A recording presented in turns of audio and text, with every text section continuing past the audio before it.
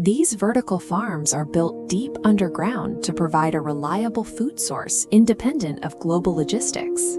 Billionaires are installing these closed-loop ecosystems as part of survival compounds designed to sustain life for years after the surface world's supply chains collapse. For decades, underground shelters were a symptom of government-led nuclear paranoia. Families like this one in a 1950s kiddie cocoon were preparing for a single catastrophic exchange. Today, the movement has shifted toward private, elite-funded security. This new wave of preparation is driven by the realization that our survival now depends on a digital web of servers, satellites, and automated banking. If a coordinated cyber attack or AI failure snaps those connections, the systems delivering food and power could go dark in hours. You don't need a multi-million-dollar compound in a remote territory to mitigate this risk. You can build a highly effective, real-world preparedness system using tools already available to you. The entire framework begins with a single physical notebook and a clear assessment of your home. True preparedness avoids the trap of predicting a specific apocalypse. Instead, it provides a methodical series of actions to manage everyday disruptions, replacing vague anxiety with practical, personal resilience. Most households operate in a state of total vulnerability. Almost every daily task, from purchasing food to accessing local navigation, is locked behind an active internet connection and a functioning power grid. To identify your specific risks, open your notebook and divide a page into 2 columns. This is your digital dependency audit. This chart maps the baseline. In the left column, lists systems that fail without a network: digital banking, GPS, and home communication. For every digital dependency, establish an immediate analog backup. This means physical cash for transactions, a paper map for navigation, and printed repair manuals. A targeted cyber attack or an AI disruption can render the digital tools in your left column useless without warning. The analog list in your right column is your first line of defense. Maintaining these physical alternatives ensures you can continue to function while others are paralyzed by the loss of the network. Mapping these vulnerabilities is the mandatory first step. It ensures you understand exactly what you need to protect before you invest in any physical survival gear. This roadmap takes you from initial vulnerability to high-level self-reliance through a 3-tier system: beginner, competent, and expert. The beginner stage focuses on the pyramid's base, a 14-day physical buffer. Your objective is securing enough water, food, and medicine for 2 weeks without outside help. You can build this buffer through inventory rotation.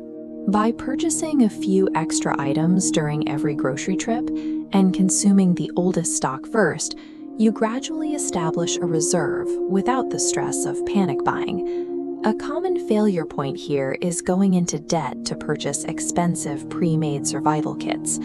These are often overpriced and unnecessary. A slow, methodical accumulation is much more sustainable.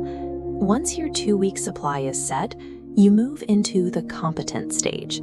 At this level, the focus moves from simply owning supplies to mastering the analog skills required to use them. Consider a likely disruption, a localized storm that disables the municipal water treatment plant for 7 days.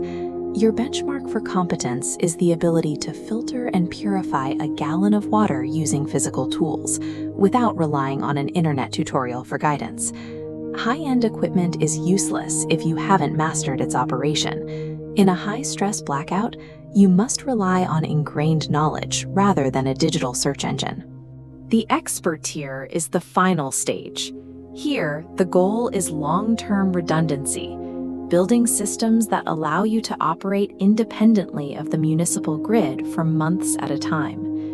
This level of redundancy is what billionaires aim for when they repurpose hardened military structures. These decommissioned silos were built to withstand massive physical force, and they provide the ultimate shell for long-term security.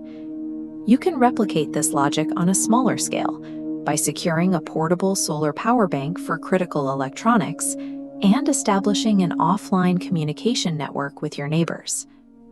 To test if your preparations actually hold up, you must perform the 24-hour drill. This is the final assessment of your progress. The rules are simple but strict. Disable your home Wi-Fi, put mobile devices in airplane mode, and use no digital currency for 24 hours. Use this time to monitor your physical ability to cook, find information, and keep your family calm. Note every time you instinctively reach for a device that no longer works, and log those failures in your notebook. Identifying these specific friction points turns a vague fear of collapse into a precise, actionable training checklist. By following this framework, you have moved from a state of total dependency to having a concrete roadmap for your own independence. This practical approach is the opposite of the strategy used by many tech executives who seek security by purchasing remote land in isolated regions, like New Zealand, to physically distance themselves from society. Both your analog notebook and the Billionaire's bunker are tools designed to regain control in an unpredictable world. They are physical responses to the fact that modern stability is more fragile than it appears. By identifying your specific vulnerabilities and practicing these backups, you begin to bridge the gap between anxiety and action. You are building a framework for safety that exists in your own home, rather than waiting for a remote sanctuary. Commit to executing your first 24-hour drill this weekend. Then subscribe for more systems on turning modern vulnerabilities into real